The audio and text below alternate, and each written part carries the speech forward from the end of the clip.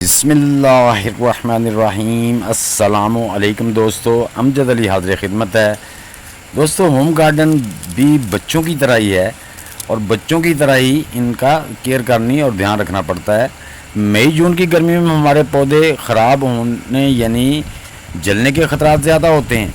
इस सख्त गर्मी में पौधों को कैसे बचाया जा सकता है, क्योंकि इस मौसम में हवा में नमी बिल्कुल भी नहीं होती। होम गार्डन वही बंदा कर सकता है जो अपने पौधों को ज़्यादा टाइम दे सके, उनकी देखभाल कर सके, टाइम पर खाद पानी और स्प्रे करे। जिस तरह हम ना बोलने वाले हमारे जो ना बोलने वाले बच्चों की ज़रूरियात को समझते हैं, उनका ध्यान रखते हैं, उसी तरह पौधों की ज़रूरत को भी समझना ज़रूरी है, क्योंकि पौधों ने बोल के तो बताना नहीं होता छोटे बच्चों की तरह। अगर इन बातों का ध्यान नहीं रखेंगे तो हमारा जो टॉप रूफ गार्डन है, ख़ासकर टेरेस गार्डन है, तो हमारा जो है ना वो गार्डन नहीं रहेगा बल्कि सूखी हुई झाड़ियों में तब्दील हो जाएगा।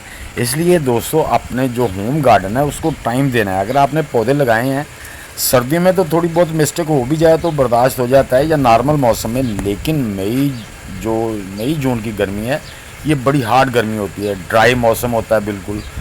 ये जब पानी की कमी और ऊपर से धूप और फर्श का गर्म होना तो हमारे पौधों को जला देता है। दोस्तों, पहले नंबर पे तो मैंने तमाम वो हर्बे इस्तेमाल करके देख लिए हैं, लेकिन ये गर्मी जो है पौधों को जलाती है।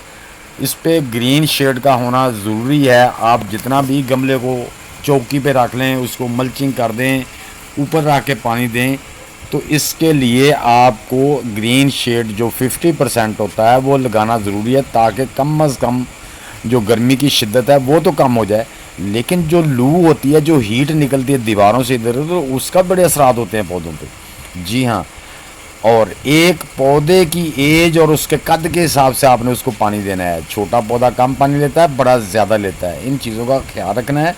और खाद भी उनको गर्मियों में ऐसी देनी है जिनसे पौधों की ताकत बनी रहे। जैसे हम अपने डाइट को सेट रखते हैं गर्मी और सर्दी में, उसी हिसाब से डाइट लेते हैं, खाते हैं, ताकि हमारी कुव्वत जो है ना वो बरकरार रहे। अगर जिस्म में कुव्वत मुदाफ़त होती है तो हम बीमारियों का मुकाबला भी कर सकते हैं। इसी तरह अगर पौधों के न्यूट्रिएंट उनमें पूरे होंगे तो तब भी वो उनका मुकाबला करेंगे। अब दोस्तों, ये जो मैंने फर्टिलाइज़र तैयार की है, ये फर्टिलाइज़र प्लस पेस्टिसाइड और फंगीसाइड है। इसको पौधों में अप्लाई कैसे करना है ये देखें। मैं सिर्फ इस फर्टिलाइज़र जो लिक्विड फर्टिलाइज़र 4 चीज़ों से मिला के बनाई है। मैं उनके न्यूट्रिएंट भी आपको बताऊंगा कौन कौन से होते हैं, उसका फ़ायदे क्या होते हैं और इसको बनाना कैसे है।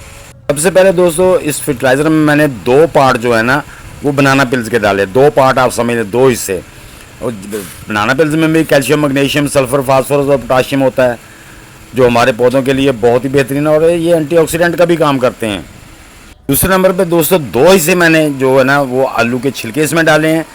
आलू के छिलके भी हमारे पौधों के लिए बेहतरीन ग़िज़ाई इजाज़ का एक अच्छा ज़रिया है, जिसका NPK नंबर तकरीबन 3 यानी कि 3, 0.5 और 1 है। इनमें नामियाती मादे ज़्यादा होते हैं जो मिट्टी की साख को ज़रख़ेज़ और बेहतर बनाने में मदद करते हैं। इसमें भी कैल्शियम, पोटाशियम और फास्फोरस के सोर्सेज सारे होते हैं, नाइट्रोजन भी होती है। तीसरे नंबर पे मैंने इसमें प्याज के छिलके डाले हैं। वो 1 पार्ट डाला है, वो 2 पार्ट नहीं, 1 पार्ट डाला है। यानी कि आलू के छिलके और केले के छिलके 2-2 पार्ट और प्याज का 1 पार्ट।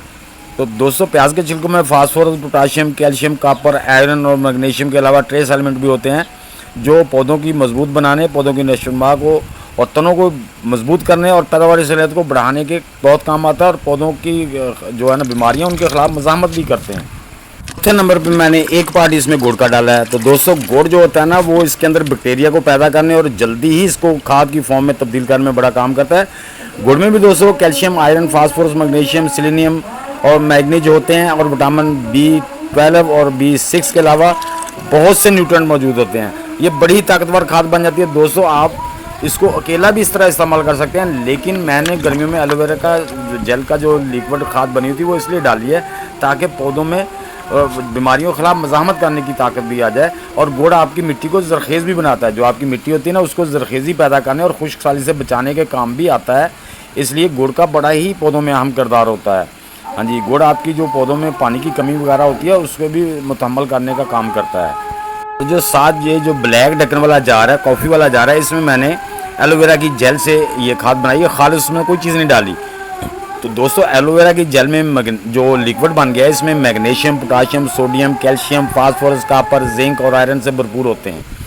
दोस्तों इसकी जब हम अपने पौधों पे स्प्रे करते हैं तो ये बहुत ही अच्छा काम करती है। अब आपने करना क्या दोस्तों कि इन सारी चीज़ों को मैंने जैसे बताया डाल के पानी में रख देना है। आपने शेड एरिया में रखना है। पानी जितना मर्ज़ी कम डाल दें या ज़्यादा, जितना मैंने बताया आप अपने जितना वज़न है पॉट के हिसाब से उन सब चीज़ें इसके अंदर डिप हो जानी चाहिए।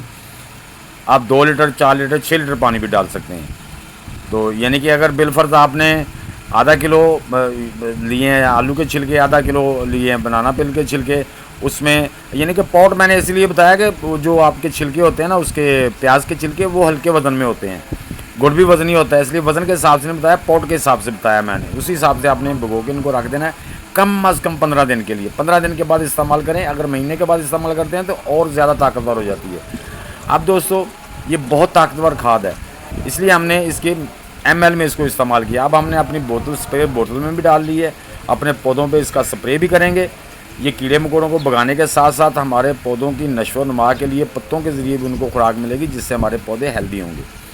और ये देखें दोस्तों, ये जो मेरा पुदीना है ना, ये बिल्कुल जो पीछे वाली हरी भरी टोकरी है वो अभी पूरा नहीं सूखा था, वो दोबारा से हरा भरा हो गया है। ये जो दूसरी पहली टोकरी मैंने दिखाई है इसमें भी मैंने पानी दिया है और ये फर्टिलाइज़र देता रहूँ, स्प्रे करता रहूँ, और उसमें माशाल्लाह दोबारा से वो पौधे जो है ना वो रूट से, उसके जो रूट से दोबारा उसमें से शूटिंग शुरू हो गई। जैसा कि आप देख रहे हैं नीचे वो ऊपर सूखे हुए हैं, नीचे से शूटिंग शुरू हो गई है।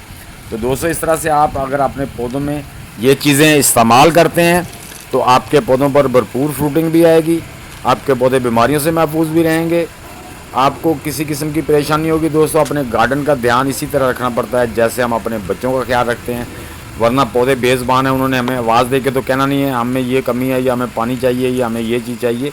तो ये चीज़ें हमने पौधों को देखते हुए, उनकी कैफियत को भांपते हुए, उनकी ज़रूरियात को मद्देनज़र रखते हुए ही गार्डन कर सकते हैं। अगर हम इन चीज़ों का ध्यान नहीं रखेंगे तो हम गार्डनिंग नहीं कर सकते। तो दोस्तों उम्मीद है कि ये वीडियो आपके लिए हेल्पफुल साबित होगी। तो दोस्तों कमेंट बॉक्स में ज़रूर लिखना कि वीडियो कैसी लगी। अच्छी लगी है तो लाइक, शेयर और चैनल को सब्सक्राइब कर दें। नए दोस्त भी वीडियो को लाइक, शेयर और चैनल को सब्सक्राइब करके बेल आइकन को ज़रूर दबा दें ताकि हर नई वीडियो की इत्तला आपको टाइम टू टाइम मिलती रहे। अगर फिर भी आपके दिल में कोई क्वेश्चन है या गार्डन के मतलब कोई सवाल करना चाहते हैं तो दोस्तों कमेंट बॉक्स में लिखें, मैं इंशाल्लाह आपको उसका जवाब दूंगा अपनी मालूमात के हिसाब से, और कोई रॉन्ग जवाब नहीं दूंगा। जो मेरा तजर्बा है, मेरी मालूमात है, उसके मुताबिक ही आपको इंशाल्लाह जवाब दूंगा। तो दोस्तों मिलते हैं इंशाल्लाह इसी तरह की इन्फॉर्मेटिव वीडियो के साथ। तब तक के लिए अब सब दोस्तों को अल्लाह हाफिज़, वस्सलाम।